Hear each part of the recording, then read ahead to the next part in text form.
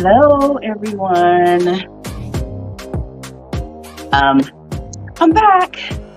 Uh, I am Yolanda, and I am locating cozy, and this is a broad chat where I just kind of share my experiences and with traveling and pet sitting. And today, I'm just gonna take a few minutes to get myself prepared. And so just FYI, if I'm looking down, that just is because I'm literally recording on my screen, on my phone screen, and I'm looking at my notes down below. So that is why. But anyways, I just wanted to come on and talk about um, pet sitting full time. Yes, so I have been doing this now for since November of 2022. I did my first pet sit, and from there, I let my apartment go in January 2023, and I have been doing this full time, and I have not paid rent in a year. Well, I mean, yeah, I haven't paid rent since then, and now I'm in Spain, so that's another story. Um, but yes, so let me just get started and just start with some hellos and thank you for joining. And I just like to talk about stuff, what's going on in my world, and just how I'm just finding a new way of really appreciating my life. It's like, what do they call it? I'm enjoying the second act. This second act is amazing. Oh my gosh, this second act is been a game changer, and I did not know that I could have such peace and joy in my life. But first, let me just check and see. Can making sure that I can be heard and that I'm actually live on here. So it says I'm live because I'm using StreamYard, but I just want to make sure that I am live where everybody can hear me. Dun, dun, dun. And if it's the replay, I hope if you guys are checking this out in the future, I hope that you enjoy the information that I'm about to share today. And yeah, so I record it live, so I don't have to worry about doing edits. I'm like, kind of like, girl, it is what it is. It's gonna happen. So here we go. So and then like if you get to enjoy it later on, I hope you do. And just if you could just, I guess, put in the comments hashtag replay. And that way I'll know that you watched it later on. And I appreciate it. Please do remember to like, okay, I got to go to my stuff here. Remember to subscribe. Please do make sure that you subscribe and like and hit the notification bell and all that good stuff so that you'll know when I share other videos later on, other vlogs or live streams later on. So yeah, please do that. Thank you very much. So let's see here. Well, I guess I could just give a basic update. Right now, I'm literally on a pet sit. I'm literally here. Let me see. I'm just going to go ahead and take my little camera here and see if I can show you. Yes. Yeah. This is Frida. She's a mixed breed. Frida. Hey. Okay. Yeah. Frida's doing her own thing right now. But anyways, I am in Spain, just moving stuff around. I am here in Spain. I am on a pet sit. It is a week long, and then I have another pet sit after that. But that's Frida. Frida is different because, well, you know what? All my pet sits are different. Let me not just put it like that, but all of my pet sits are different. But you know, it's been great. At first, my first day when I did the pre-check-in for Frida, Frida kind of nipped at me, and I was like, "Oh, what are we doing here?" But when I came back the next day to do the actual check-in, the pet owners were still here. They were getting ready to leave, and Frida was still very hyper. But once they left, Frida just calmed down, like, "Oh, okay, you're staying here. You're going to be my new best friend for a while."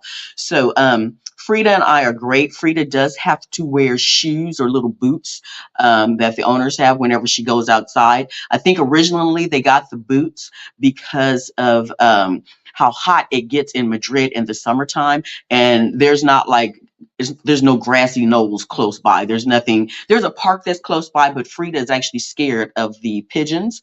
Not pigeons. They're not pigeons. Peacocks. Yes, there are peacocks that walk around just randomly around this area because the park is close by, and Frida does not like the peacocks. So we just kind of walk here in the area around the block, but the cement is hot. It's Madrid, and the cement gets seriously hot in the summer. So they got her some boots, and they said they had tried different types of doggy shoes or doggy boots, and these seem to work well. That was a different experience for me, but now I'm just like, okay, Frida, let's put our boots on so we can go for a walk. And she lays down and lets me put them on. And we almost lost one boot one day because I didn't have it on secure enough, but it's fine now. I'm a pro at this now. The other thing that Frida, the different treat, every pet has different things that they do or things that make them happy. For Frida, she likes tomatoes. Who knew? But yeah, tomatoes is her jam, and that's what she gets. Like once a day, I have to chop up like a half a tomato, and she enjoys it. So that's what the instructions were, and so I'm going with that. Let's see here. Just a second. I would just like to double check on some things. So, yeah, so again, I'll be here. It's been great. I'm in Madrid as I stated, but not in the tourist area, which I am actually really loving. I'm the type of person, I don't mind being in the tourist or the busy area at all, but actually in this neighborhood, and well, I'm not going to share exactly where I am anyways, but in this neighborhood, it's like it's on the outskirts. It's no, it's not walkable. It's not walkable to the actual tourist area of Madrid. It's like maybe 20 minutes by Uber. I have not touched on the subways yet. I haven't done that here in Madrid. I will do that eventually, just not right now. And there's some nice restaurants here in the area. I did have a bit of a concern with Frida because let's see, I got here Saturday, and on Monday, Frida got up and I fed her, and then she decided that she was like, I am going to stay on this bed and I'm not going to get up at all. And it freaked me out because she hadn't gone. I hadn't taken her out since the day before, and so like at 9 o'clock in the evening. So I was really kind of freaked out, like, why isn't she getting up? Frida was depressed. So after an hour or so, I again, she just wouldn't move. I tried to like kind of gently like pull her towards like, hey, let's go take a walk. And she was like, nope, I'm not getting up. And so I was scared that she was possibly ill or something. So I reached out to the owners, and they were like, because they're off on their vacation wherever they are. And so when they had a chance a while later, I said, well, give me a call, please, so we can video chat. Maybe she just needs to hear your voice. And that's exactly what happened. So they call, video chat. I put the phone up to Frida so that she could see the owners, her people. And, they were talking to her and in Spanish and encouraging her. And she just like kind of raised up and looked. And then I was like, okay, well, we'll see how this goes. And then Frida, after we hung up, Frida proceeded to go and get her water, and then came over to me like, okay, now we can leave and go for a walk. Yeah, Frida was depressed because she hadn't heard from her peoples. So that was a that was a game changer. So now I know that, she might get in a little mood in the morning. So like this morning I was trying to get her to go out for a walk, and she was like, nope, I don't feel like doing that yet. So I actually went for my walk, and then I came back and she still was not ready to go for a walk. So the owners had encouraged me just to wait to feed her until after she's gone for her walk. But by this time I'm like, okay, I'm going to have to go ahead, and I fed her. She got up, and then we went for a walk, and everything's wonderful. So that's the deal with Frida, and I'm enjoying her. She's pretty awesome. I like it. It makes me remember why I like to pet sit. This is my second pet sit here in Spain. My first pet sit was two cats, and they were wonderful.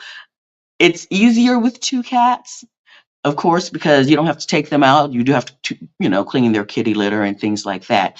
But the certain attention that dogs give you, and, the belly rubs and, just the cuteness and the hugs and, and things like that, I really do enjoy taking care of dogs during pet sits. It's a bonus too. So that's my theory. It works for me. So I also like to talk about, let's see. Okay, so we're just taking our times. See, one of the great things is I about doing a live chat and doing this abroad chat is because I'm a person that can like jump on various different topics, and trying to stay focused is kind of hard for me. So this just gives me like a little free range to just talk about whatever I feel like talking about. But today's focus is, my main focus today is going to be talking about pet sitting full time. That's the main focus. Okay. But I like to also make sure that you are also finding, well, in this chat, I hope, in conversations that I'm having, I hope that it inspires you to locate your comfort, locate your cozy, locate what's going to make you happy and feel like a live that you're living the best version of your life. That's the goal. I hope I entertain, I answer some questions, but also give you some insight and encouragement to find out what you need in your life to just be the best version of you possible. That's my hope and dreams for the people that actually watch my live streams or my vlogs or any of my content that I put out here. So anyways, so let's talk. Let's talk. Let's talk about why. So I have told my story several times. I have been pet sitting. I have watched a different, all kinds of pets, mostly cats and dogs. That's the norm. There's been a couple that I have, that was different, and I'll get to that in a bit. But why? Why would I do that? Well, for me, my reason for doing it is, and I'll give the little backstory again. It's fine. I'll probably do it every time I come on here.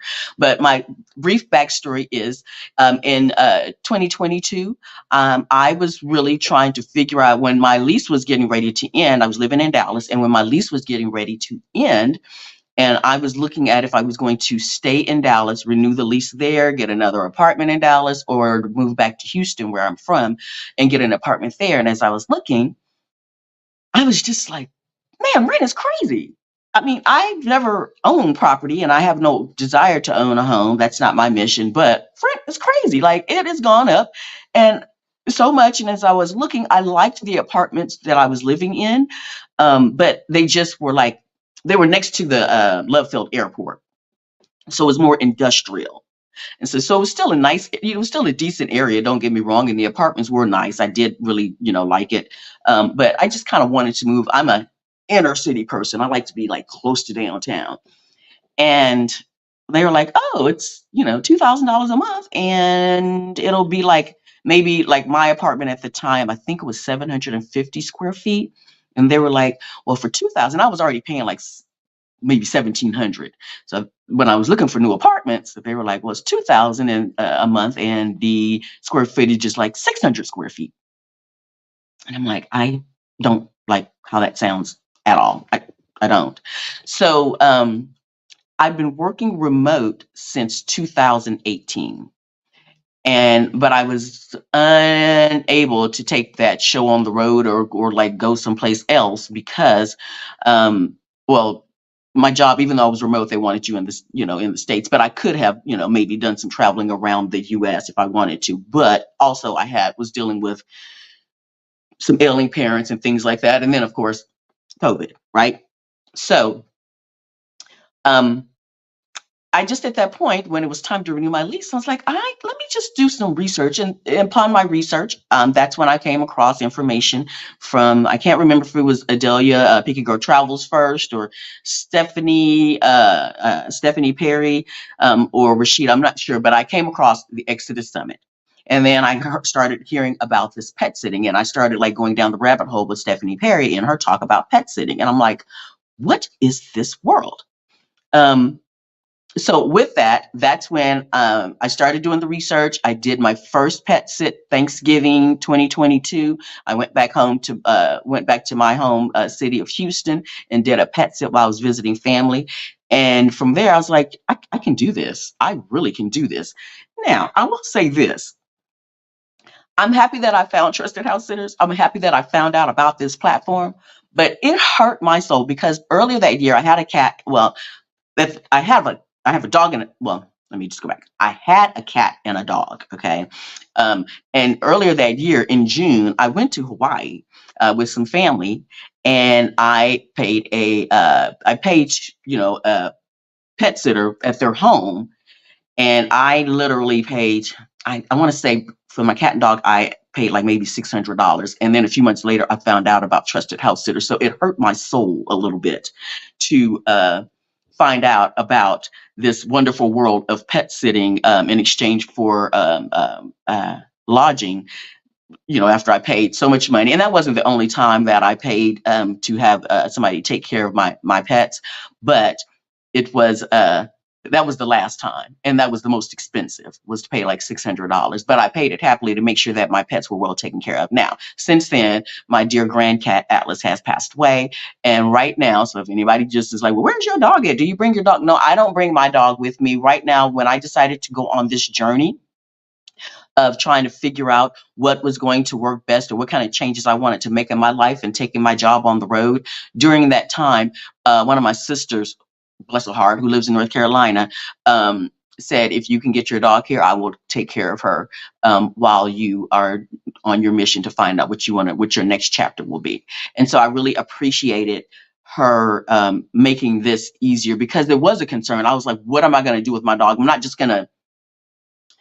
I wasn't just gonna be like, well, back to the SPCA, there you go. No, that wasn't it. But I also knew I couldn't stay continue paying $2,000 a month in rent and staying in this one place because I have a dog. So I had to really consider how to go about this journey, and also to make sure that my baby is safe. And for all intents and purposes, not giving away my dog. I just needed time to figure out how I wanted to adjust. How I can adjust to these opportunities that I had of working remote, and maybe doing some traveling, and seeing if I wanted to just travel locally, travel internationally, maybe actually move. I didn't know about country shopping, or if I, would even consider moving at that time. It was just, everything was up in the air at the time. So with that, I had my dog secured. It was very emotional. If I talk about the travel services that I used to relocate my dear Early, back, I think she left in January. It was very emotional, but I actually used a relocating service to just send my dog to my sister in North Carolina, and it was a wonderful experience, and it gave me much comfort because it was just my dog that went. It wasn't like a truck full of like animals caged up. This lady drove down, picked up my dog, and took her back. And I'm going to actually put the link to that. Let me see if I can find the link to that in, let's see, pet sitting, transporting. Which one was it? Which one was it? Ah, here it is. Okay. Yes, here it is. I'm going to put this in the comments right now. So if you want to check that out, just talking about the services that I used and what that experience was like. So anyways, hold on just a second. And yes, I was able to share it. Yay. Okay. I'm excited.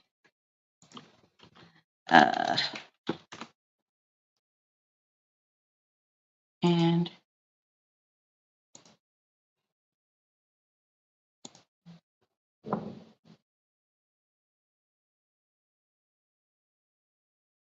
okay, cool. Anyways, yeah, I'm behind. I'm the admin behind the scenes also. So yeah, I have to look down and do things. But anyways, so that was just an experience. And from there, yes, I took the show on the road. Now I did like I did a pet sit in November. I did a pet sit for the same family, the same couple in Christmas. I went back to Houston and took care of their dog there, and then I came back home, and then it was pack up time. Because I was giving up my apartment, there was a whole process of that journey. I will share that. Um, uh, I can share that link later on. But yeah, there was a whole process of letting go of things and moving forward. But I had to do this, and I was like, I can actually pet sit full time and not pay rent. And you have to be organized. You have to, if you're not organized, you have to get organized. I'm a procrastinator, but I'm also very detail oriented. So I got all this information. I watched a lot of videos. I watched a lot of Stephanie Perry videos. I started watching, there was this couple from Louisiana that I watched some of their videos. And I like that it was, honest about how you can go about pet sitting, but you also have to consider some of the challenges. So I try, whenever I talk about pet sitting, I love what I do. This is amazing. Will I be doing it for the long haul?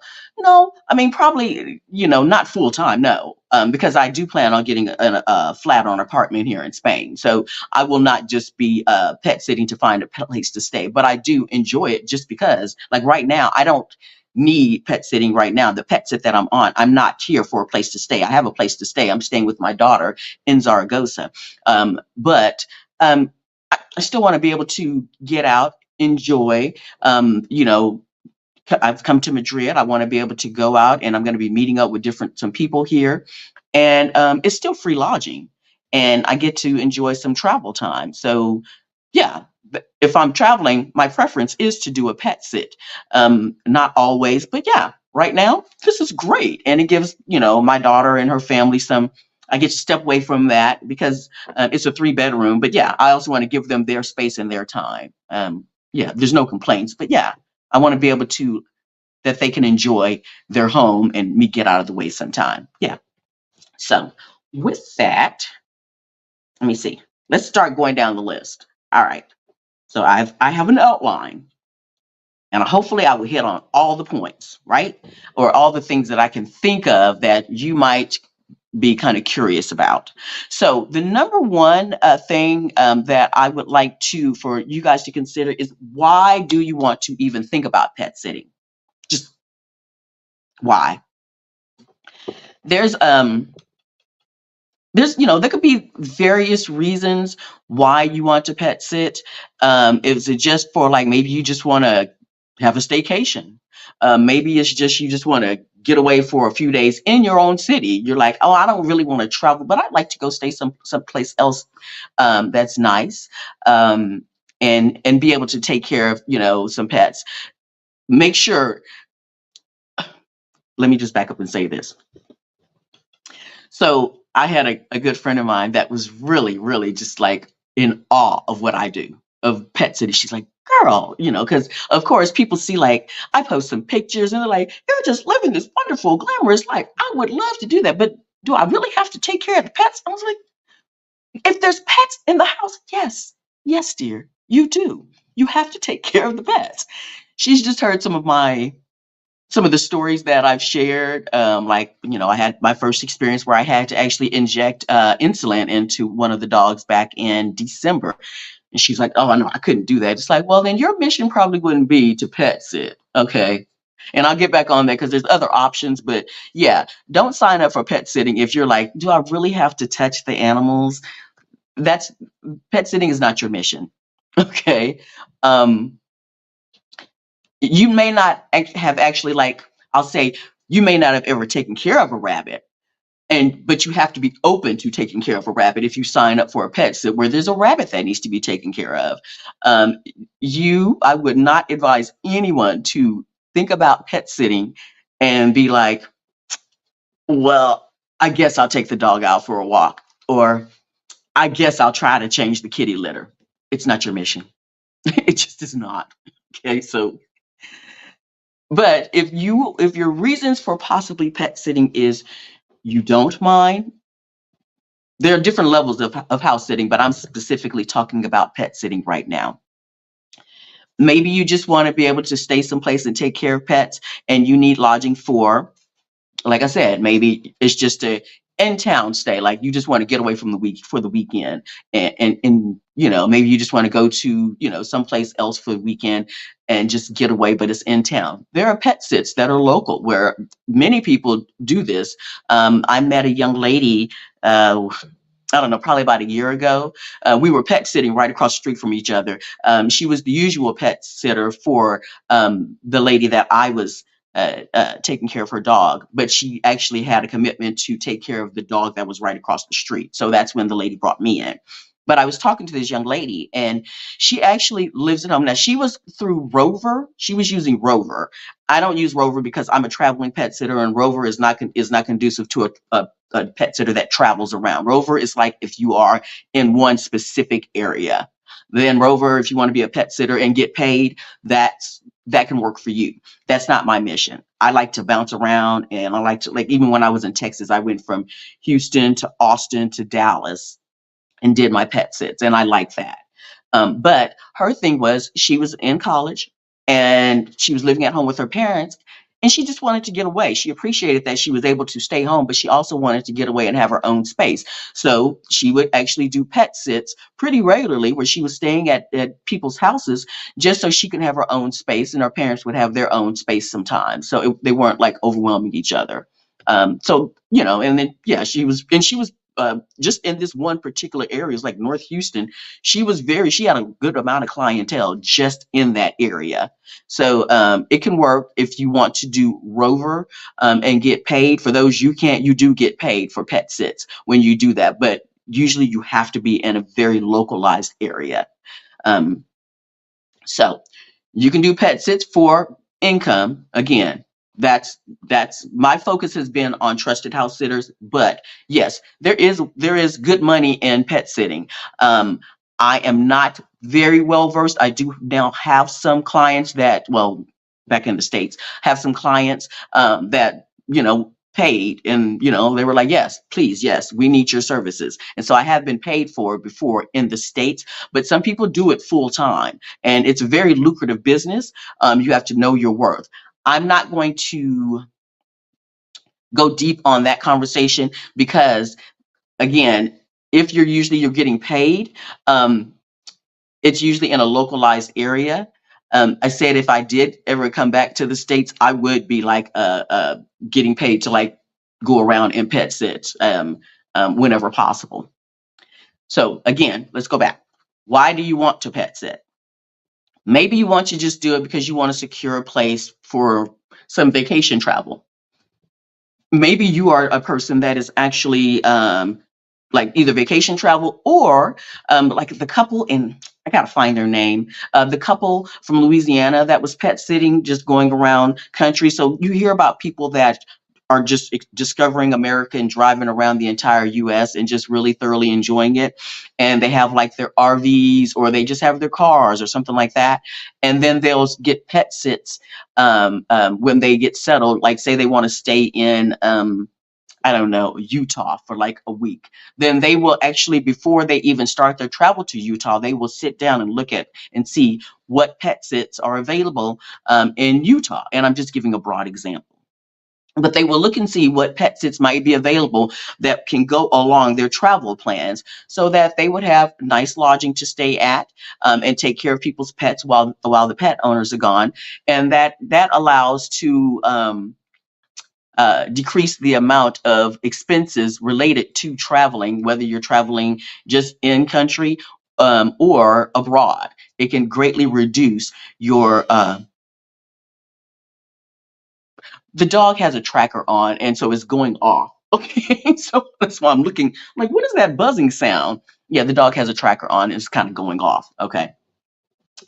Anyways, so yes, it can reduce your travel expenses. That's great. I've heard of some people that have like looked for like pet sits in because they were planning on going to Hawaii. Certain areas may not have as many pet sits than others, but if that's your reason, that's a good reason. Do your research, find out what you actually want. Some people are country shopping, as they call it. So they might find pet sits. They want to come over to Europe, or they want to come down to Mexico, and they don't want to have to worry about getting Airbnbs, or renting, or getting a hotel. So they will opt to pet sit as they're doing some country shopping and figuring out where they might want to relocate to. So I've met during my travels, like I spent 2 months in Mexico just a few months ago, and I did 3 different pet sits. I wasn't necessarily country shopping, but I did meet a lot of people that were literally country shopping. And what they do is they'll accept a pet sit that might be a week, it might be a month, and they will stay there and get to experience the community, the culture, the whole vibe, and see if it's a place that they would actually like to possibly move to. So there's that option. And then also the bottom line is cost of living. For me, it was the cost of living as to why I decided that I wanted to pet sit. Again, I just was like, I don't want to pay $2,000 a month in rent. I just don't want to. And so if I don't want to, how can I figure this out? And what is my best course of action to be able to not have to pay $2,000 a month in rent? And one of them was, you can pet sit. My job was already remote. You can pet sit. I can do that. And so that's why I decided to start pet sitting. But you really do want to look at why you want to consider pet sitting. Okay. So yeah, think about it. No, and answer. Don't just think about it and be like, oh well, it's just something.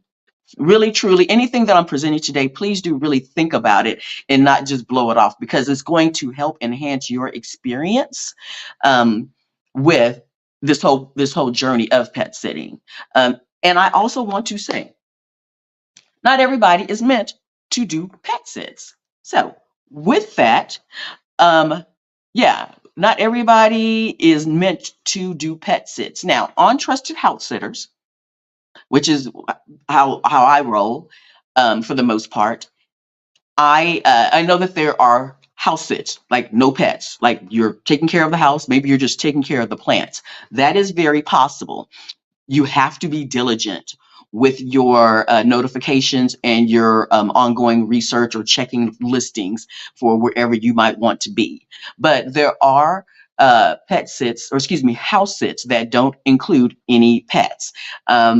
Dee from H&D Abroad has her very first pets, or excuse me, I keep saying pet sits because that's what I know. Her very first house sit was, I believe, in Colorado last. And yeah, I think, if I'm not mistaken, you were there for like a month. And yeah, that was her very first sit, and it was a house sit, and there was no pets involved. And so she has become a great uh, a novice at, is it the novice? She's become a pro at finding house sits that don't include pets. So yes, it is very possible. So also, when you're considering like what kind of sit would you prefer, you want to know like, hey, how many pets would I feel comfortable taking care of? Now, starting out, I would say, some people can just get out there and go gung ho. There was somebody, I think her and her husband did their first pet sit, and I think it was like 8 dogs. I think it was like 5 puppies and 3 adult dogs. I can't remember. It was somebody somewhere in Florida, and I was just in awe because my first pet sit was a like a boxer. He did have some medical issues. Great dog, but I had to. Yeah, he had some medical issues where he had a very special diet. For me, yeah, my first pet sit, it was one animal, one. Okay, that's all I could do. One. Um, and don't know what kind of pet sit you prefer, or what kind of house sit you prefer, and try not to deviate. Please, I can't stress this enough. Please don't accept a pet sit that you don't feel comfortable with just so you can get your reviews in. You get your 5-star reviews in via Trusted House Sitters.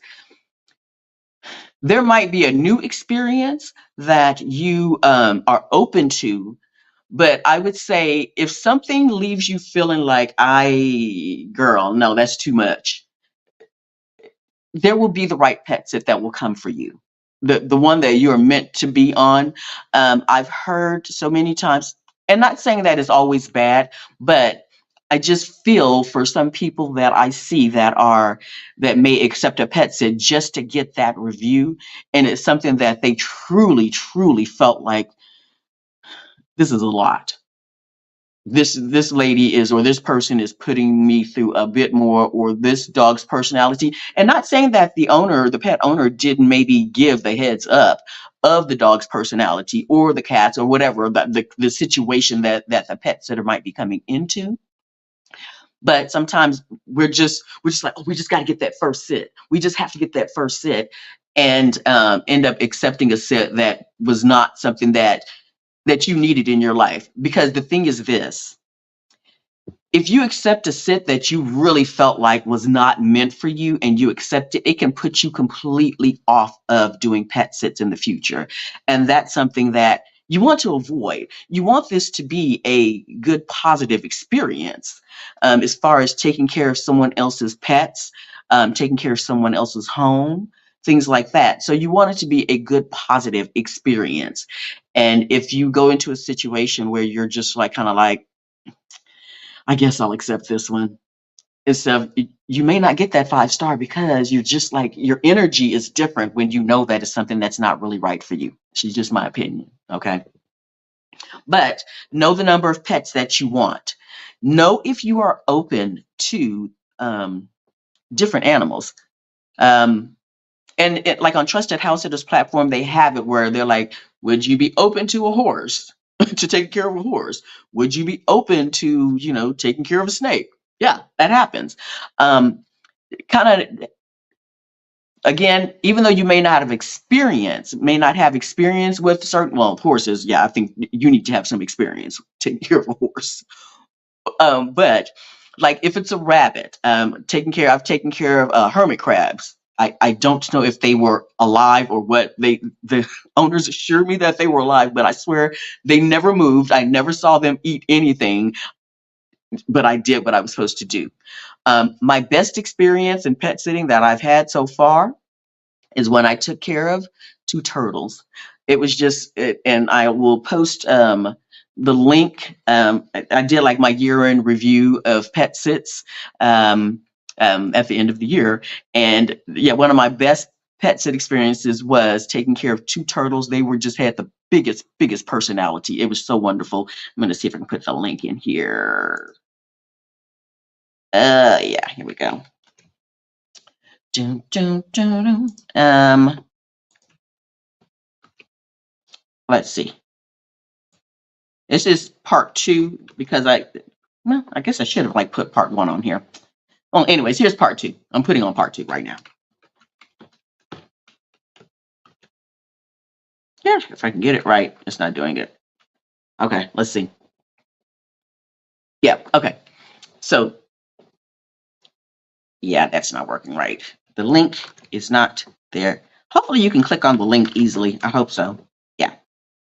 Yeah, there's the link. Anyways, but yeah, are you open to working with other pets, and taking care of other pets?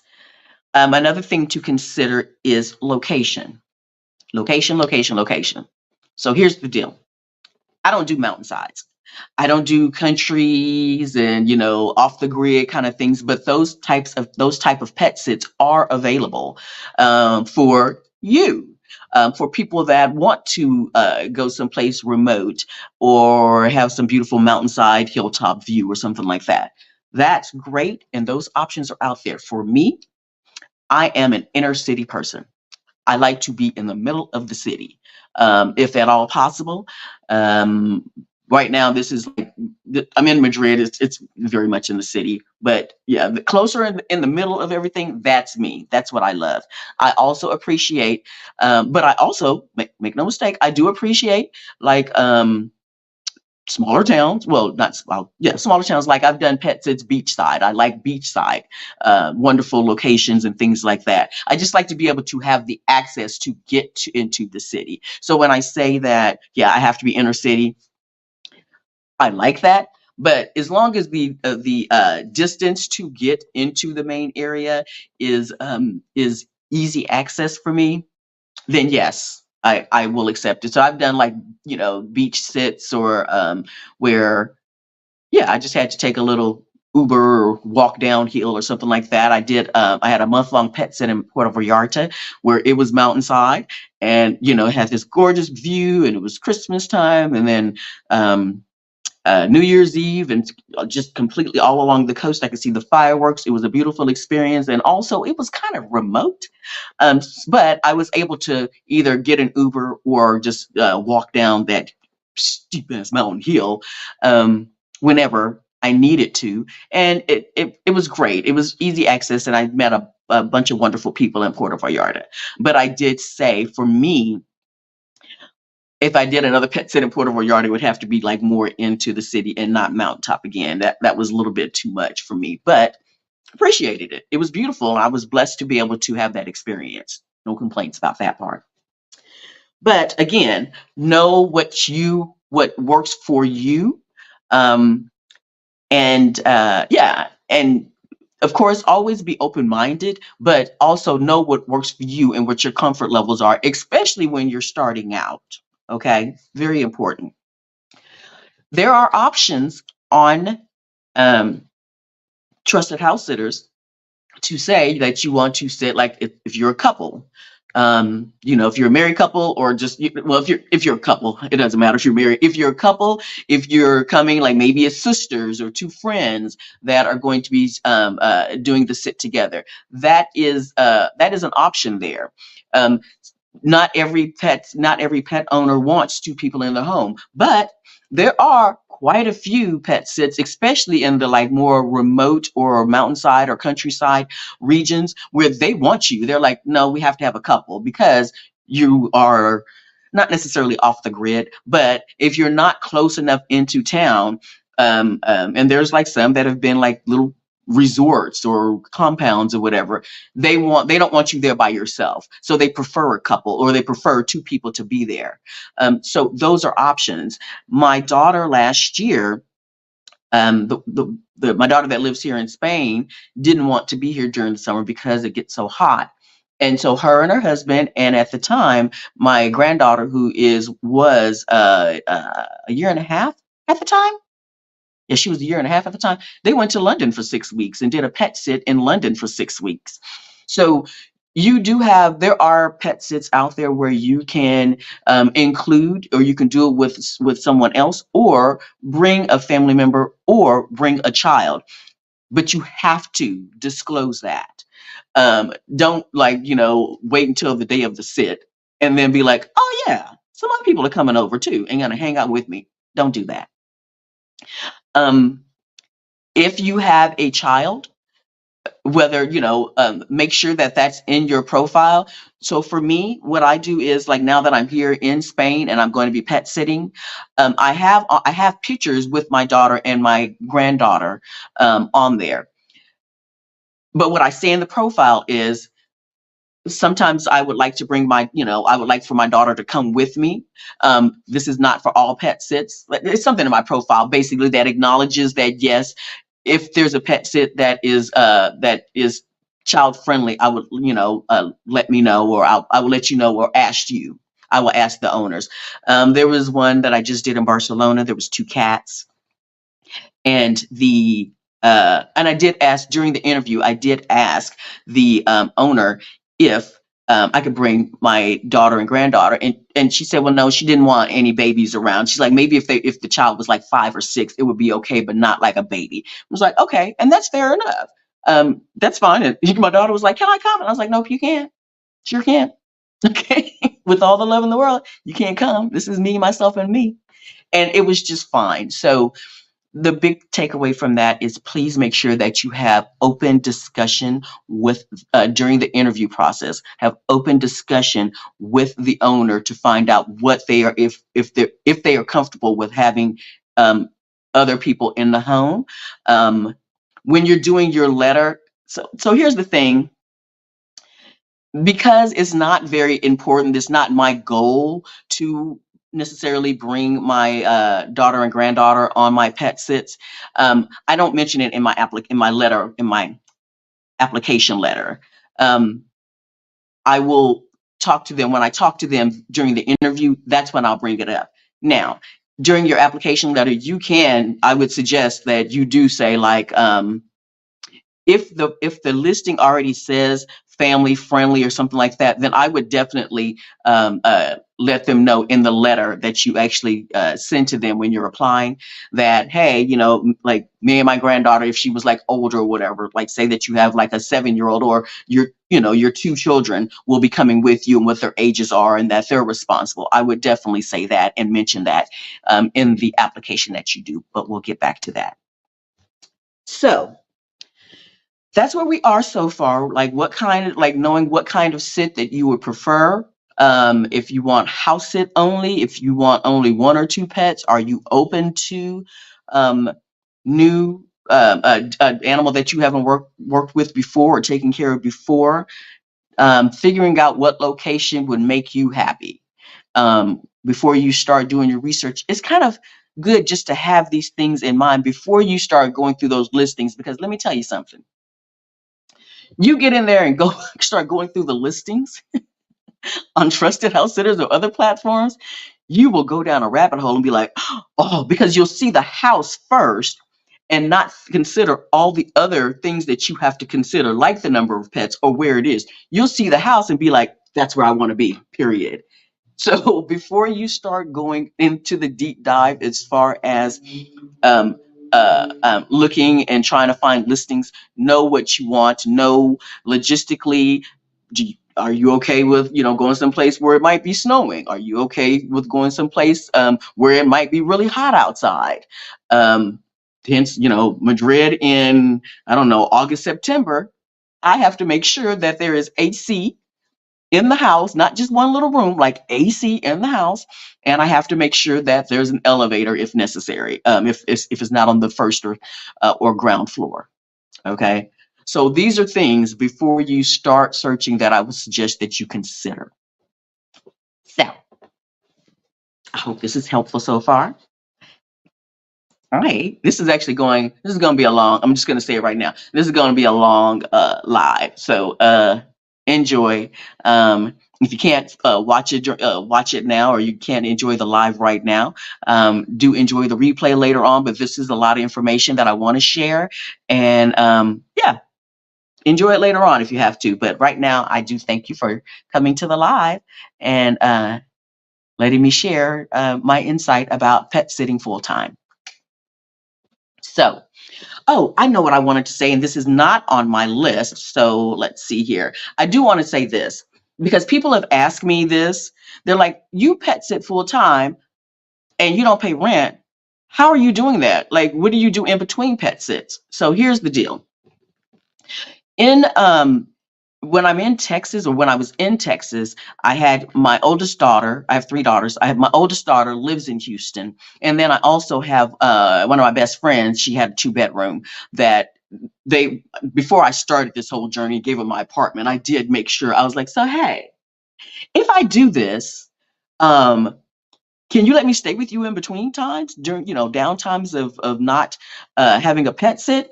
And I had the support that I needed. Now, I had the support. Hold on, hold on. I'm trying to see. Oh, here we go. Anyways, okay. So here's the deal. I had the support for any downtime in between pet sits. My goal is to not use it. Has it happened? Absolutely. But my goal is to not use those resources. So when I'm looking at my pet sits, I literally have I have a whole system of how I am looking. And it's like, okay, so you have this pet sit for 2 weeks, and then you have a pet sit, maybe I have a pet sit, I'm just giving some broad numbers, January 1st to January 15th, you have one pet sit. And then you have another pet sit that starts on the 18th. That's going to be for a week. So you have to really kind of sit down. I have my calendar where I'm like, okay, so here's my 3 days downtime. I might try to find a pet sit for those 3 days. And also, I have said, like, contacted my bestie or my daughter and said, hey, I have some downtime, is it okay if I stay with you for a couple of days? For the most part, they're always like, girl, yes, come on, come on. But there's been times when they were busy or they had things going on in their life and I couldn't stay. And so I also set up myself, I have a budget. I set myself up on a budget of $500 a month for incidentals in between, for lodging and all that in between pet sits. um, you have to. I mean, if you have a place to stay that in between pet sits that works for you and is always welcoming in your comfort, um, wonderful. For me, I had the option, but I also had a backup plan that was if I needed to get a hotel or get an Airbnb for a couple of days in between a pet sit, I had the funds set aside. Now, I will say this: the first time I had to do it, use those funds, I think I was probably 5 or 6 months into pet sitting, and it hurt my feelings to actually have to. I think I paid for an Airbnb, and I was just kind of like, I don't want to pay. I don't want to have to pay for Airbnb. I hadn't paid rent or anything in months, but it just kind of it rubbed me the wrong way to actually have to pay. But so that's what I do in between pet sits. That's how I'm very good at organizing and figuring out how to keep busy with pet sits. But also, I do have a support from my daughter and best friend, and I have a backup budget for just in case. So there's that. Okay. So the next thing, let's see, how to apply for a pet sit. So once you start looking at your listings, oh, you know what? Back up, back up, hold up. There was one other thing I wanted to just share. Picking when you're going down the listings and you're looking. So I told you to, I said that you really should have in mind what you prefer, what kind of sits you prefer. Great. But also know how to pick, know how to like be decipher what the listings kind of mean when you're looking at it.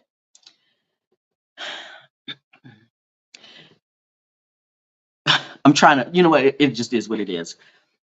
For me, if I see a listing that are not pristine, that the house is not looking like the bed isn't made, the kitchen, like you see dishes or like there's towels all over, I just I personally, for some, it may not bother you at all, and more power to you. But for me, if they didn't take the time to clean up, okay, or get things in order, even make the bed before they posted the pictures for their listings, that's not a sit that I would be interested in for me.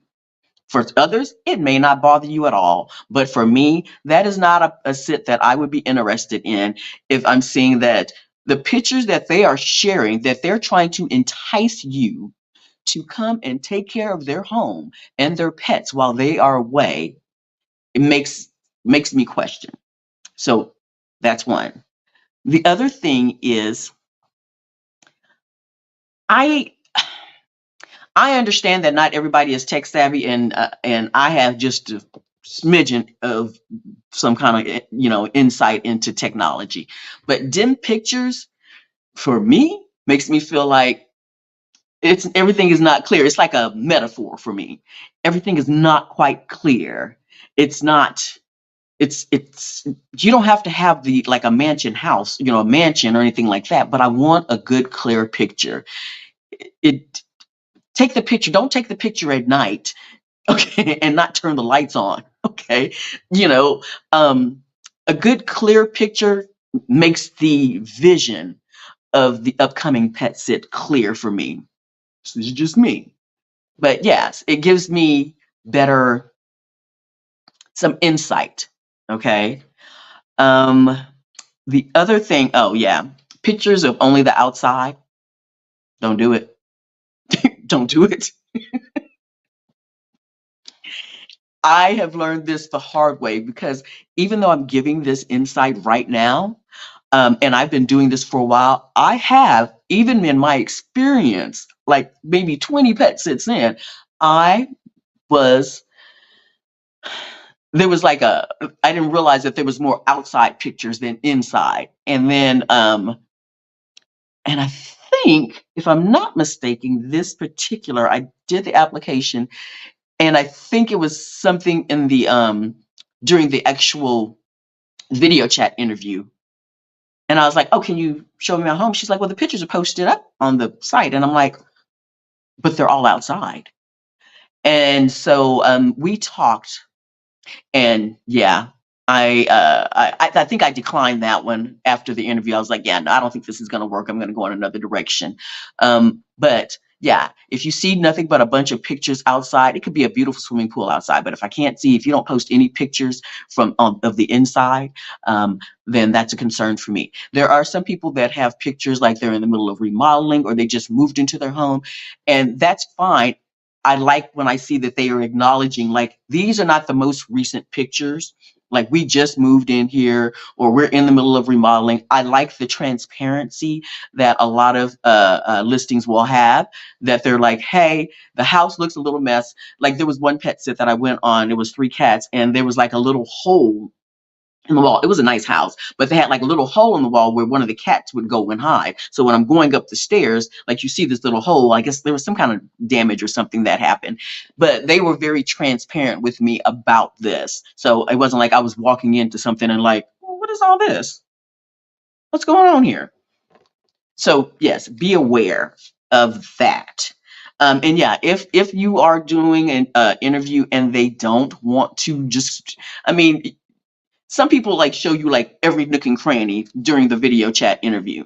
But if they really don't want to, even if they're just showing you some basics, I don't need you to show me like every corner of the house, but I would like to get a little scan. And if that is not the case, then um, that gives me reason, gives me cause for pause to be like, maybe that's not. And you know what? It's okay to say no. Like, I don't think that this is a right fit for me. Case in point, and this was via Rover. I had a guy, and this was probably like a year ago because I still had a listing on Rover at the time. I had a guy reach out to me and he said, "So you stay at the house while I'm gone?" And I said, "Yes." And he said, "So do I have to wash my bedclothes?" He asked me if he needed to wash his linen before I came. And at that point, I said, "I don't think this is a good fit." Granted, now in Houston, when I was pet sitting in Texas and I was driving, I would bring my own sheets and my own pillows, no problem. But for somebody to actually ask me if they have to wash their bed linen before they leave and let me stay at their house to take care of their home and their pets, that was a hard no. That's okay. Maybe you're not comfortable saying no while you're in the actual interview during the interview process. If that's the case, you can always just send a letter afterwards and say, you know what, I'm going to go in a different direction regarding my next sit, or there's a scheduling conflict, whatever you need to say to make yourself feel comfortable. But it's okay to say, no, I don't think that this is a good fit for a pet for me, or I have some scheduling conflicts. It's up to you on how you want to do it, but it's okay to say, no, it's not the right fit for you. Okay, so anyways, I'm trying to think if there's anything else that I need to share as far as how to pick a sit. I don't really respond to any sits that has like no description in their profile. That if I see once, just like maybe one sentence that's like, come take care of our dogs. Yeah, no, where you have the option of giving like a little highlight of what the pet sit will require, or if you're going away or what have you. And then you also have the section where it says the home and location. If those two items are not, I don't need like a whole, thesis on it or a whole like big book report about your place, but give me a few sentences to give me some idea. Yeah, some people just like will post a picture, but then not say anything, and they think that a picture is enough.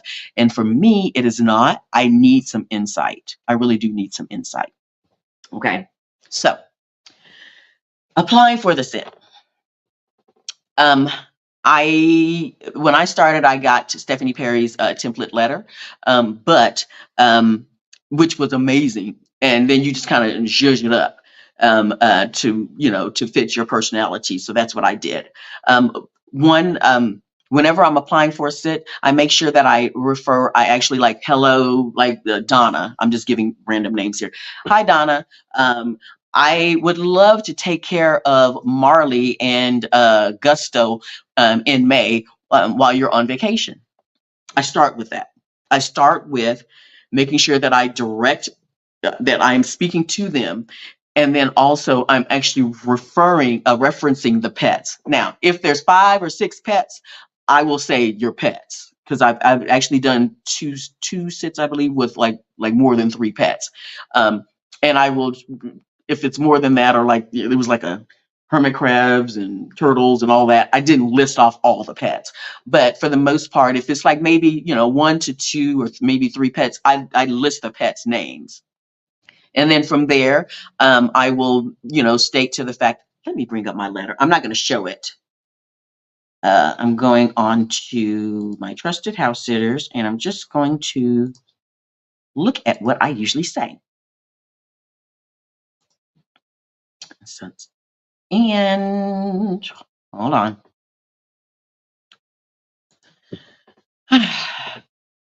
So I'm just going to give a little synopsis here, a little summary of what I be saying to people to get their attention. While I'm pulling this up, I will say this. The luxury vagabond, Janae, actually gave me a great, hi, Lori, how are you doing, hon? Thank you. I actually pet sit for Lori one time. Yes, it was a great experience. I love her babies. I pet sit for Lori the week after I got back from Mexico, after I spent 2 months in Mexico. So yes, so we are Exodus Summit sisters, and I've taken care of her babies while she was off doing her own thing. Hey, so I do want to say, okay. So what I was saying was that the luxury vagabond it gave me some great insight. If you're out running errands or doing something, and like I have this setup where I get notifications for certain listings in certain areas, and they come to my phone. And sometimes you're just busy out doing stuff, like I am too. And so I don't have time to go in and do like a whole like full letter. But sometimes those sits go so fast, and if you're really interested, you can just do a very basic, hi, I'm very interested in the sit. In your need for a pet sitter. I'll just say I'm going into a meeting, but I will send a full letter of application within an hour or so. So that way you're at least in the queue, because if I'm not mistaken, there's like maybe, I think they only allow like 5 applications, and then the pet owner can start reviewing, and then if they're not interested, they can just decline, and then another one will come into queue until they actually select. I think that's how it goes. Actually, Lori, you might have more insight on that, because I have not used it as a pet owner seeking a pet sitter before, but I know that you have. So, but I think that's how it goes. We'll see. Anyways, but that way you're in queue, and then it gives you time to get back home or get wherever, so you can do the official letter of application. So I really appreciated Janae, the luxury vagabond, giving me that insight on that one little thing. Okay, yes, thank you. She said yes, that's correct. The first 5. Okay, cool. So I'm sorry, yes. Okay. As I'm like saying that, I'm like, okay, I can actually, she is just confirming with me that yes, she said that's correct. It's the first 5.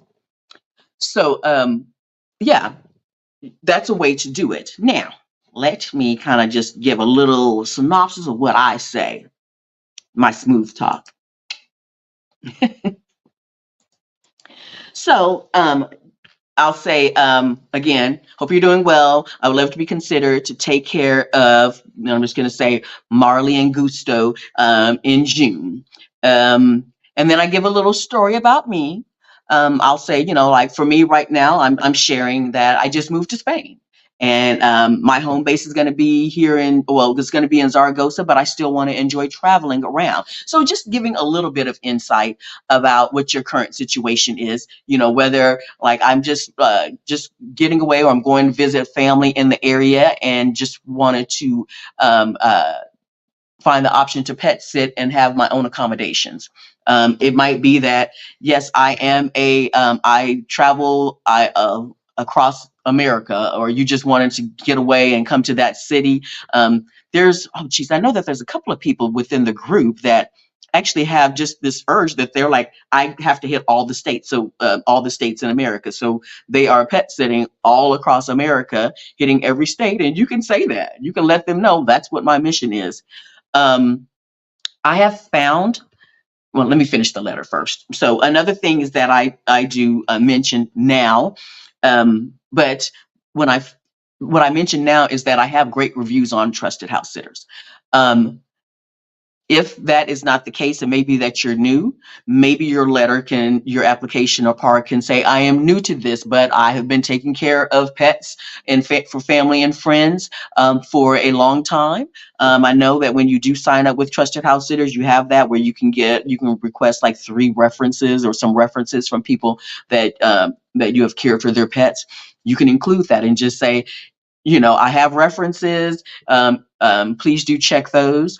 Just let them know that you do have the ability to care, and that maybe that you have always had cats and dogs, growing up, or that you had one recently, or you still have one. It might be that maybe you've always had a pet sitter come to you, and now you want a pet sit while you travel. So there's different ways to introduce yourself and to not be discouraged just because you're new to it. We all had to start somewhere. We literally all had to start somewhere. I had to start somewhere. I didn't have any hardcore pet sitting experience as far as going to other people's homes and taking care of until I got on Trusted House Sitters. But I've always had a dog. I used to volunteer at the SPCA. I've been a foster mom. I have a foster failed dog, right? I have a foster failed dog. Well, that's in North Carolina right now. So just because you've never pet sit doesn't mean that you don't have the qualities and the experience to take care of someone's home and take care of someone's pets. Okay. Um, and then what I'll usually do is I do let them know, like for me, I let them know that I work remote because especially as a traveling pet sitter, I work remote. So your dog or your animal is not going to be, your fur baby is not going to be alone all day long. I work remote. So for the most part, I will be around. I'm not going to not go out and enjoy the city, but for the most part, I will be around. So I do let them know that. Um, I have found that there are some people that definitely prefer, they like the fact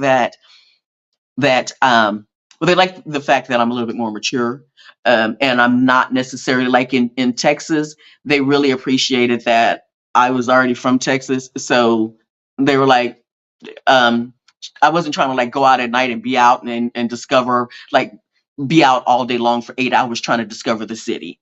Um, Here in Spain right now, it's funny because people are like, "Oh, are you going to Plaza Mayor? Are you going to go all these different places?" And the thing is, this is like my 5th time here in Spain. I don't mean to gloat, but maybe a little bit. Okay, yeah. So this is like my 5th time here in Spain. So I am just really appreciating just the calmness of the neighborhood, this wonderful apartment flat, hanging out with the dog. I've gone out maybe twice so far. I will be going out this weekend because I have some people I know that will be in town, but I'm not one to try to hit the streets every single day and go do something. I don't have that need to go and do something every day and go and discover the city. That's for me. It's not my mission. If and there are some people that are like, it's okay if you leave the dog for 8 hours while you're going to do something. They encourage that. That's just not. Well, I take that back. Let me say this. That's not my mission, but I also do things like when I was in Mexico in Puerto Vallarta, I did a day trip to Sayulita. That I was gone all day long. The owners knew, and it was no problem. But yes, I was gone all day long. I went to the botanical gardens in the jungle while I was in Puerto Vallarta. I was gone all day long. The owners knew that was not a problem. But sometimes just certain pet owners, as long as like you're not trying to like be out all the time, they want to make sure that they want to know that you staying at their home and taking care of their pets is not just a means for you to be out and sightseeing the entire time and not giving their lovely fur babies the attention that they need. Okay.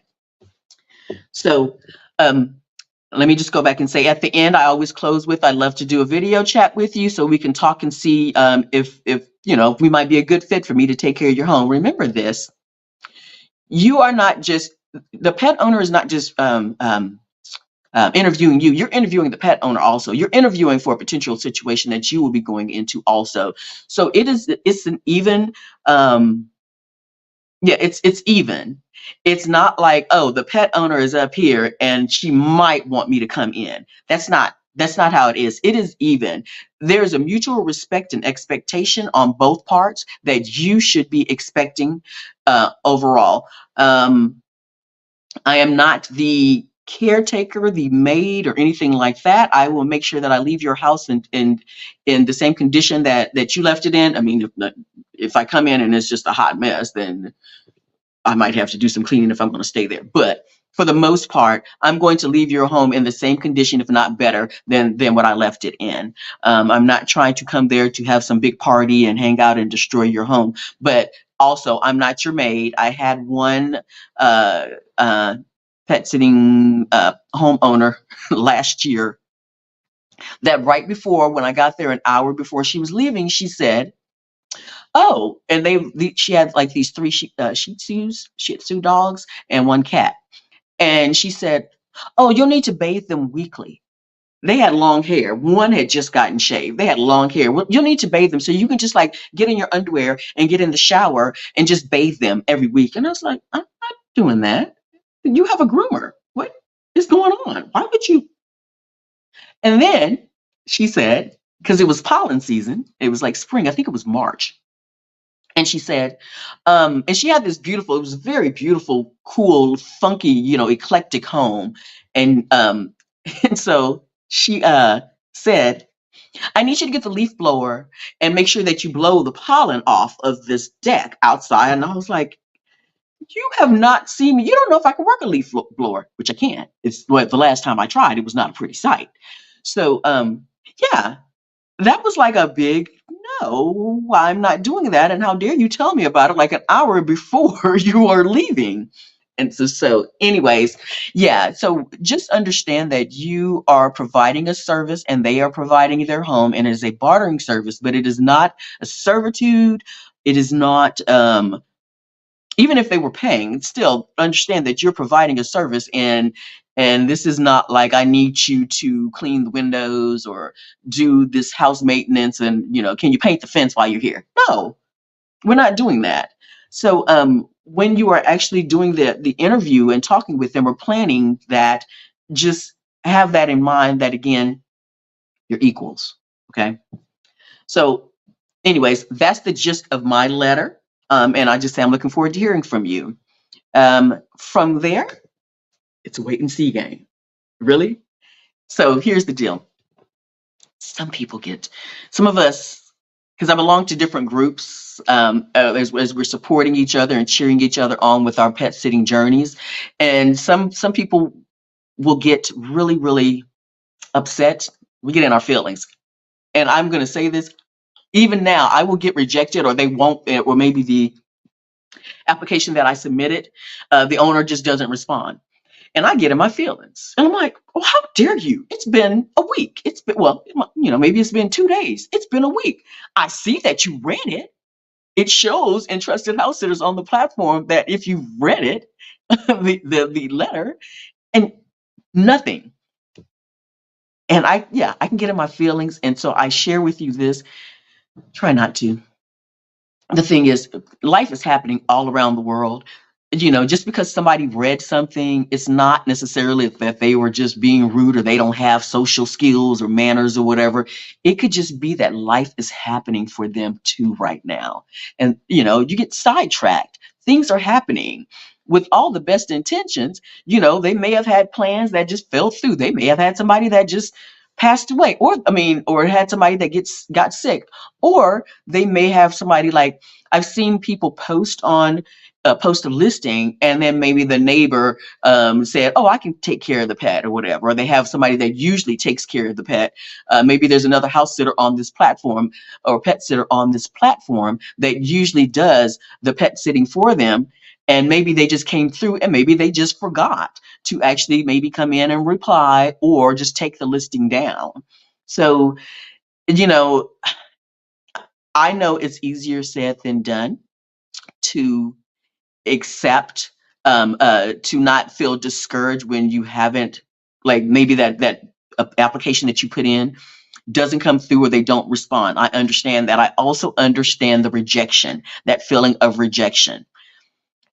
Let me tell you, even I have over 30 sits right now on Trusted House Sitters. I still get rejected.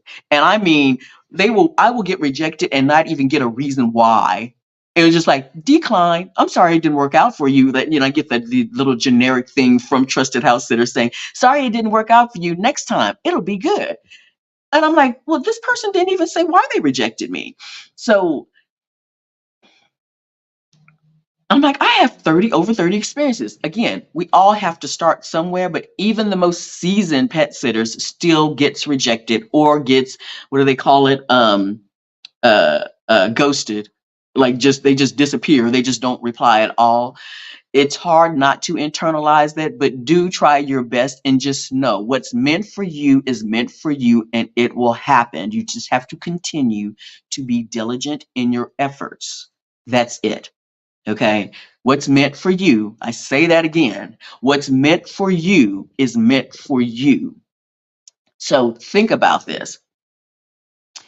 Do you really want to pet sit or take care of somebody's home that took 2 or 3 weeks to reply to you, or asked you if you're still interested, without any, like, I'm sorry, I never got back with you, or whatever, or I never, like, addressed this and stuff. So now they're like, oh, can you do it?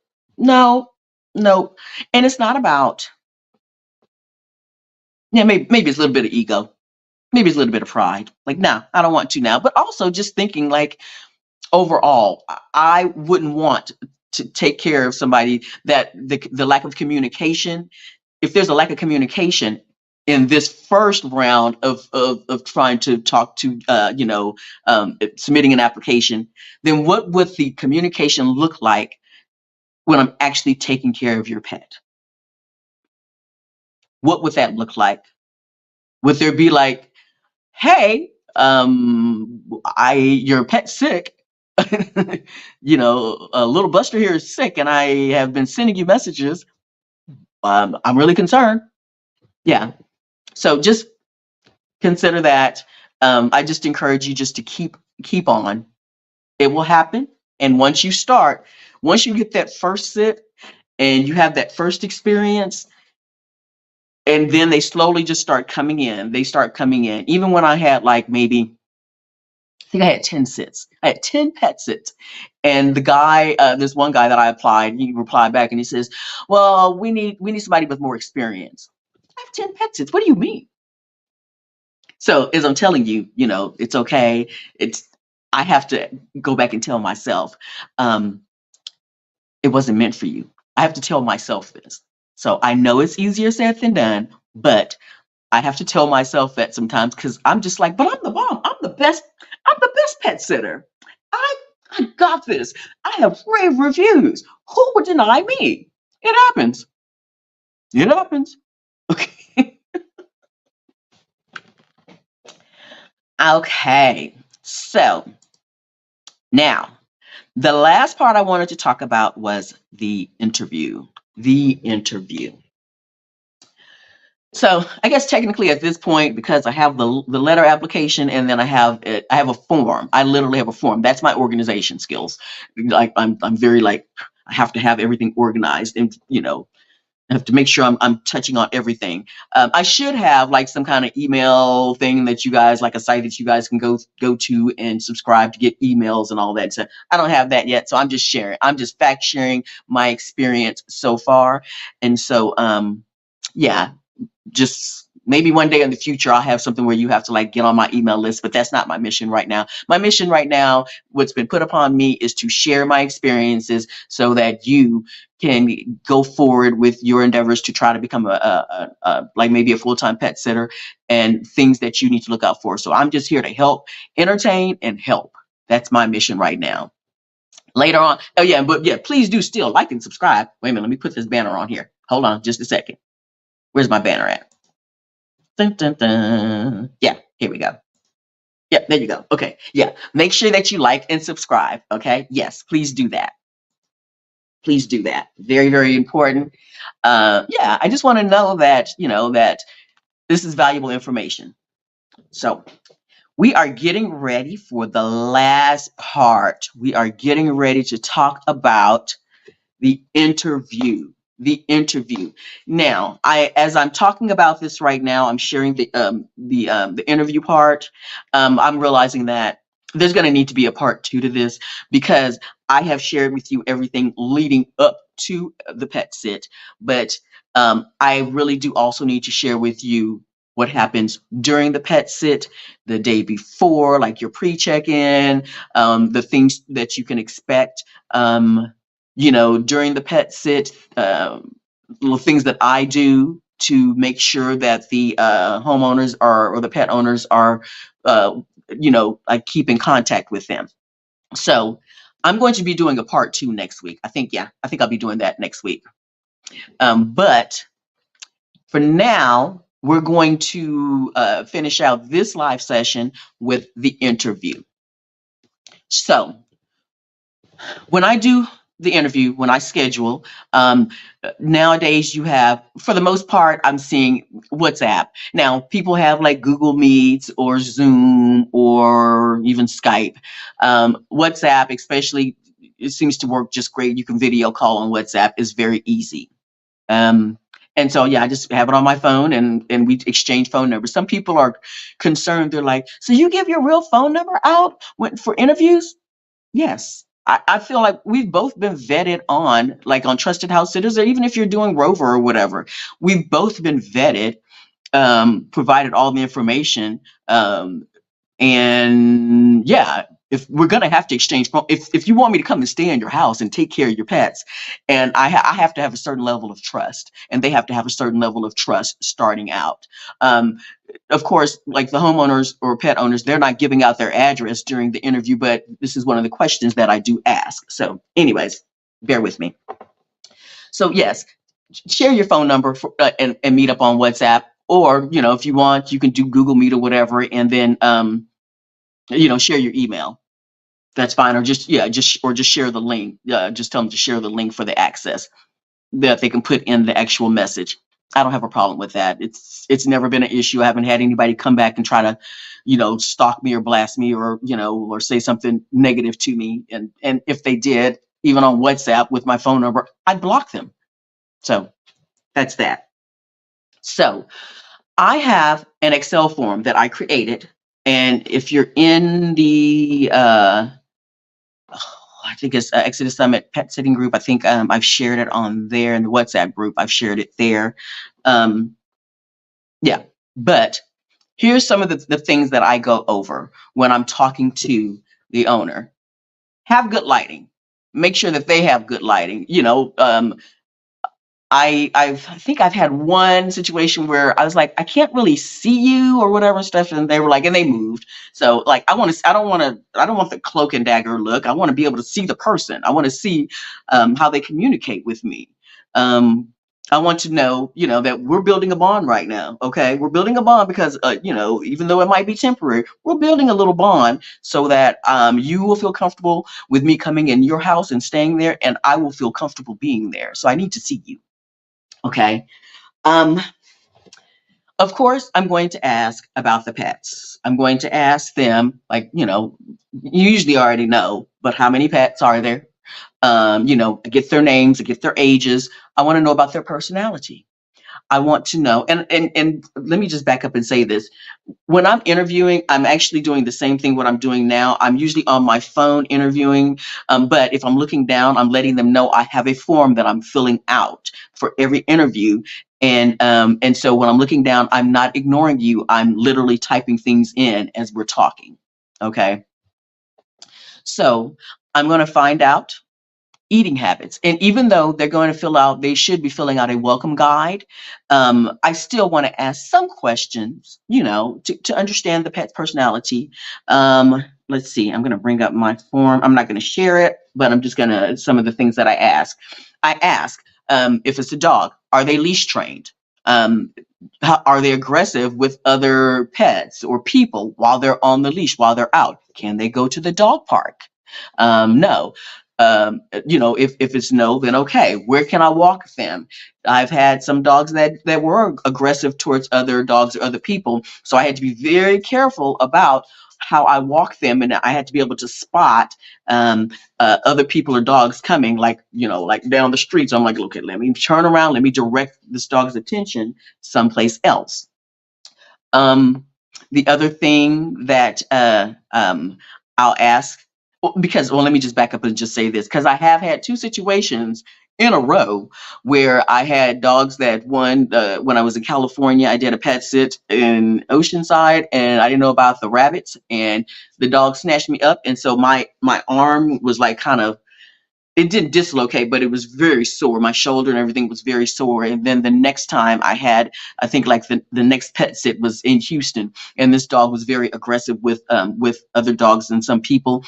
And after that, I was like, you know what? I had to get a body leash. I had to get, like, they have the waist leash, and I just like stretched it out and like put it over my body, like for as a body harness, so that I was able to level myself better. But after that, I was like, no, any dogs that are aggressive on leashes, yeah, I can't accept those sits anymore. So anyways, I asked about, their leash training. I asked about, where do they sleep? Do they have their own beds, or do they sleep in the bed with you? Dogs, and I let the owners know, can't sleep with me unless it's like some little cute little teacup sweetie or whatever and stuff, then yes. But no, I said, no, I can't have the dog sleep with me. But I have brought their beds to me. Like if I'm sleeping, because I'm a couch surfer, I tend to sleep on the couch anyways. But wherever I am, I make sure their beds are right by me. But I don't allow the dogs to sleep in the bed with me, especially big dogs. Just can't do it. I want to be able to sleep comfortably. So, but I do find out, where do they sleep. Some dogs have their own little kennel that they go into at night right before the owners go to bed. So I find out these things. I ask about their diet. Do they have any special needs? Is there any special instructions as far as their meal prep? Are they on medications? Some dogs, like the pet that I'm taking care of right now, I just have to squirt a little fish oil, salmon oil into their food every time I feed them. Okay, no problem. Again, I mentioned that I had a pet sit where I had to like inject insulin for the first time. They talked me through it, walked me through it. I did it the first time I did, kind of pricked myself. Yes, I was fine. I didn't inject, I pricked myself though. Um, so yes, I do ask questions like that. Um, what else do I ask here? Oh, okay. So I ask about the dog's personality and what their specific needs are. I do ask that. The other thing that I ask about is, where are you going? Where are you going? Like I do ask, and it's not that you're being nosy, but yeah, I want to know these things. I would like to know, like, okay, owner is going to Mexico for a week. Awesome. Owner is going on a hiking trail in Washington, not Washington. I'm sorry, I was trying to think, in Arizona, for 2 weeks. I want to know this. One, I want to know if I can easily contact them. If they're going to be out of range, who else can I contact? For the most part, yes, we can still talk on WhatsApp, but I'm going to ask them, like, where are you going? And when do you leave, and when do you come back? When do you leave? Because I need to know if you are leaving at 2 in the morning, then I need to meet with you the day before so we can do the pre-check-in, so I can do the walkthrough and have the direct instructions. Okay. And then I need to be able to get the key so I can actually come in and have access to the home, whether it's a key or the fob or the key code or whatever. I need to be able, but I actually have to meet. If it's a dog, absolutely, I have to meet the pet owners with the dog before the pet sit begins. I had 1 or 2 sits where, um, actually, no, I've done 3 sits where the owners had already left, and the pets were and the dog was at home. 2 of those was fine. One of them, the dog wouldn't let me in the house. It was 2 dogs and like 3 cats. And the older dog would not let me in the house. And I had to contact the owner and she was like, "Oh, just go in." I was like, "No, this dog is like doing Cujo stuff. I'm not going in there. No." Okay. And she really got kind of offended. She was like, "Well, this has never happened before," which I find that hard to believe. But anyways, in the end, she sent a friend over. The friend came in and everything was fine. Yeah, everything was fine. But ask about, yeah, when they're leaving. So like if the owner is leaving at 3 in the afternoon, then maybe you don't have to show up until 1 o'clock in the afternoon. But if the owner is leaving like first thing in the morning, yeah, you do want to do the pre-check-in the day before. You want to know when they're leaving. You want to know when they're actually coming back. My thing is, I don't want to be home when you get back. I don't want to be here when you get back. So if I know that you are coming back at 5 o'clock in the afternoon, your plane lands at say 5, and you're saying it's going to take another hour for me to get there, whatever, I'll say 5 o'clock. Then I will let them know that I should be leaving by 3. I want to be gone at least an hour before they get back. That's my goal. Depending on if I have another pet sit, that's another reason. So I can have to figure out logistics as far as if I have a pet sit that's ending on the day that they leave, then and if I have a pet sit that's ending the day that they leave, usually it's like if I have a pet sit in Houston that's ending and then I have another one starting that same day that it ends, then it's all going to be in one location. I'm not driving across. uh, I'm not going across to another city or whatever to do a pet sit in the same day. I've had that happen. Bad idea. Bad idea. Anyways, so those are the 2 reasons why you want to know what time they leave and what time they're coming back, so that one, you can have the house in order, and in order, make sure the pets are taken care of, make sure everything is done before you leave. I also tend to do, when I leave, I do an exit summary video for every single pet sit that I do, that I send it to them on WhatsApp, just to say, like, walk through the house, like, hey, everything's in order. I will also let them know about any kind of issues that may have come up, or any concerns, even though for the most part, I've already relayed that information throughout the pet sit. But anyways, that's for another time. But yes, find out what time they leave and what time they come back, and then make sure that they understand what time you'll be there, whether you'll come there the day before for the pre-check-in, and then on the day of the pet sit, say they leave at 2 o'clock in the morning, but you got the key the day before. That's when you will agree, like, okay, since you're leaving at 2, say, and these are just examples, I'll be arriving at your house at 8 in the morning. And then so I'll let them know this is what time you should expect me to be at your home. Okay. So make sure that, yeah, that communication is there. Okay. Another thing that I get about them is to key access. How many pics do you want? Some people want pics every single day. I've had one person that was like, "I want pics all day long." And I said, "I can't do that because I am actually busy myself. I'm not just at your house, just like having a 24/7 camera on, but taking pictures of your dog or your fur babies. That can't happen." But I do either I'll take a couple of pictures throughout the day, and then I'll send maybe, if I just catch a cute pic of the cat or dog or the pet just doing something or not doing anything, I'll maybe grab a couple of pics, and then I'll send them usually at the end of the day or maybe first thing in the morning, like, "Here you go." I've had some pet sits where they were like, I've said, "How many pics do you want?" They were gone to the Philippines for 3 weeks. They're like, "We're on vacation. We trust you. You're good. You don't have to send us pics." And I was like, "Oh, I would feel better if I was sending you some pics, I would like that. And they were like, okay. So they only requested, finally they were like, well, just send us pics once a week. I was like, okay. It was a great pet sit. That was the last one where the dog was kind of leash aggressive and everything. But other than that, it was great. I will not. Yeah, I send at least a set of pics a day. Um, and if they say once a week, that's fine. To send no pictures, no, I have to send some kind of updates to let you know that everything's going good. That's just for my own security. Yeah, just to make sure we have some kind of tracking of how the progression of the pet sit.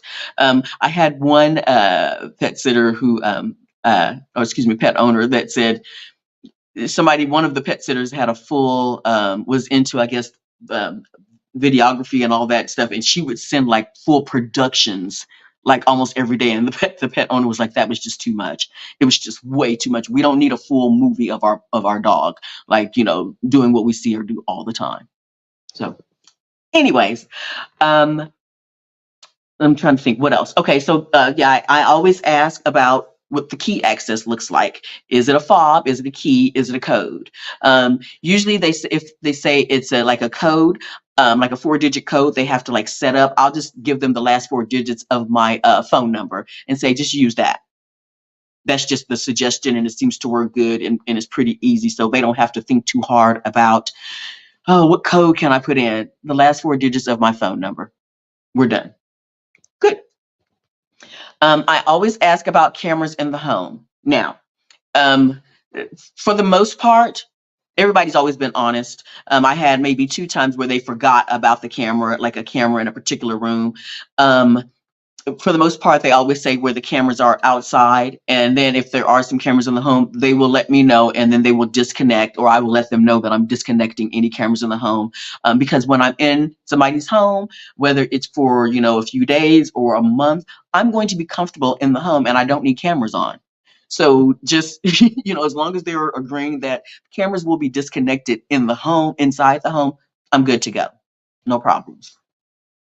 Um, as mentioned, oh, I do ask about workspace because I have done some pet sits where there might be a desk or a table, but it's not close to an outlet or something. So if I have to make any kind of moves around the home to get closer to an outlet so I can work properly, I'm going to always put the home back together the way it was. Like if I have to move, like the table that I'm at right now, I just moved it up some for convenience. But when I leave, I'll be moving it right back to the middle of the floor. It's a light table, anyways. But yeah, I do ask that. I've learned to ask that over time, like workspace, because I want to make sure that there's an area where I feel comfortable, where I can, I have like monitors and external monitors and laptops and all that. So I want to have a good space to work at. And if there's not a good extension, a good source for an outlet, I've had to ask, like, where's your power strip or extension cord? Because I need to be able to plug in, and like I guess it's not feng shui enough. I don't know. Anyways, and see, that's it. I asked I asked about how good the internet is. Everybody says their internet is good. I have not had any problems, any of my pet sits regarding access to the internet, no matter where I am.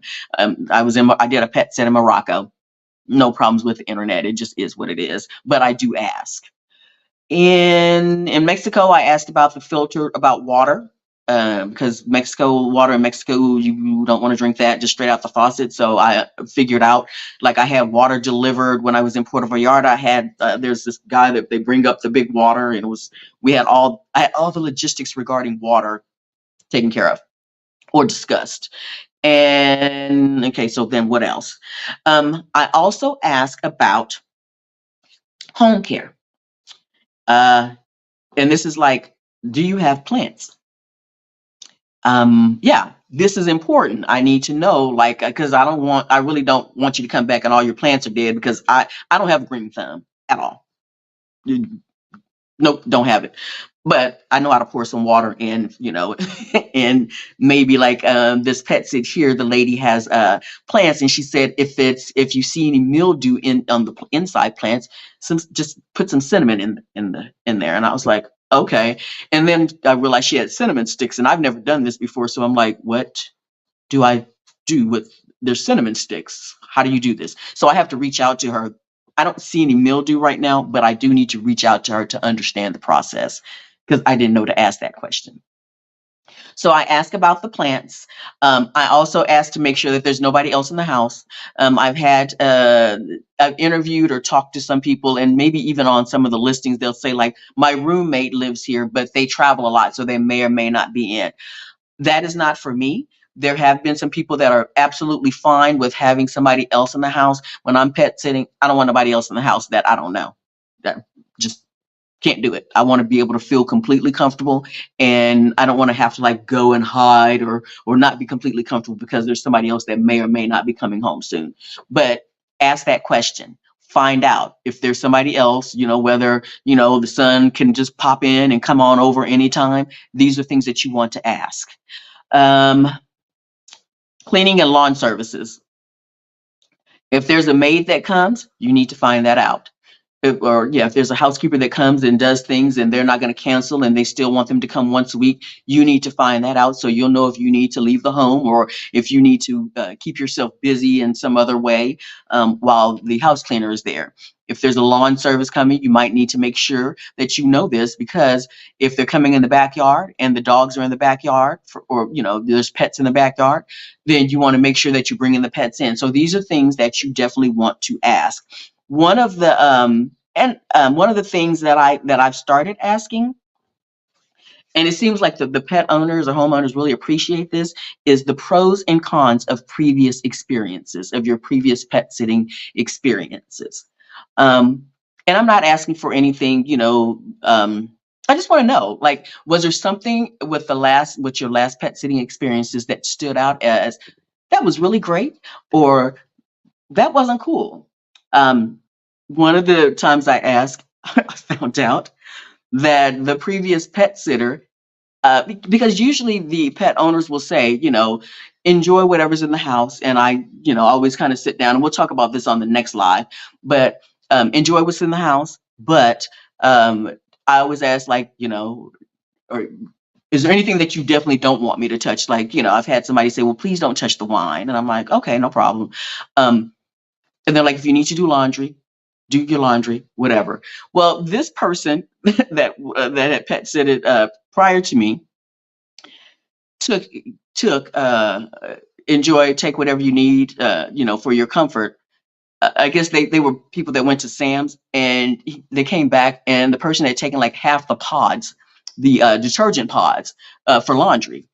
And they was like, they had like their whatever frozen items from Sam. They were like, a lot of it was gone. Like the person had gone grocery shopping in their house. It was one person there for like, I think they said like a week or so. And yeah, she went grocery shopping in their house as part of her, I guess I guess she figured that was her reimbursement or whatever for staying there. So of course that was upsetting. So yeah, but I do ask about that because I want to know, like, something that maybe just really set the previous pet sitter apart, as far as something that they did that was nice, or something that really kind of like they were like, well, no, we don't want to have that pet sitter back because this happened. So yeah, it's not always, just a wonderful experience, but I want to know. So anyways,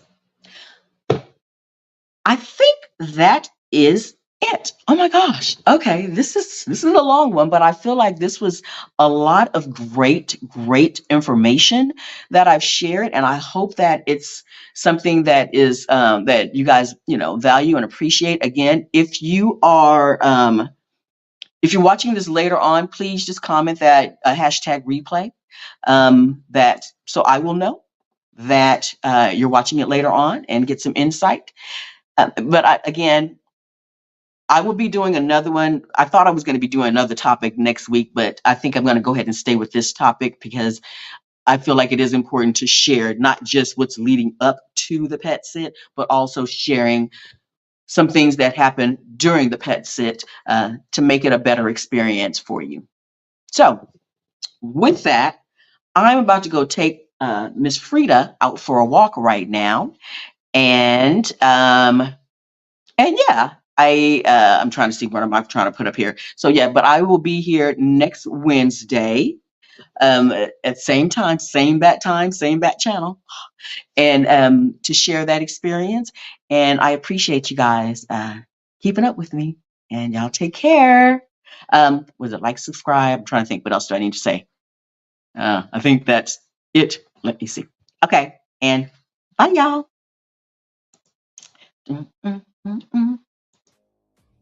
And see. Yeah. Okay.